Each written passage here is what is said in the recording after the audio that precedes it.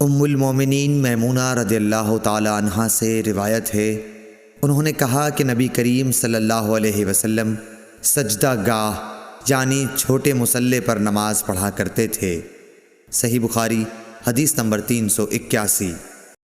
حضرت عائشہ رضی اللہ عنہا نے فرمایا کہ میں رسول اللہ صلی اللہ علیہ وسلم کے آگے سو جاتی اور میرے پاؤں آپ کے قبلے میں ہوتے۔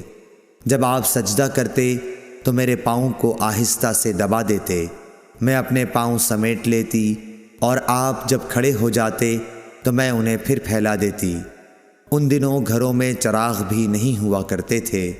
صحیح بخاری حدیث نمبر 382۔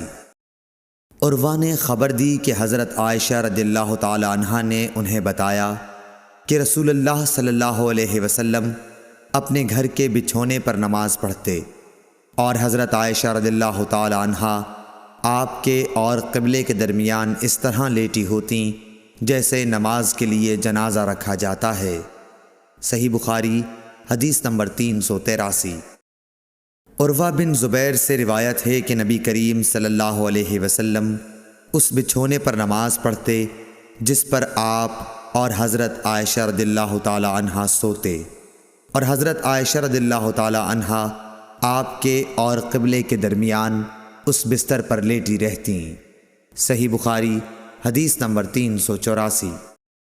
انس بن مالک رضی اللہ تعالی عنہ نے کہا کہ ہم نبی کریم صلی اللہ علیہ وسلم کے ساتھ نماز پڑھتے تھے، پھر سخت گرمی کی وجہ سے کوئی ہم میں سے اپنے کپڑے کا کنارہ سجدے کی جگہ رکھ لیتا۔ صحیح بخاری حدیث نمبر 385۔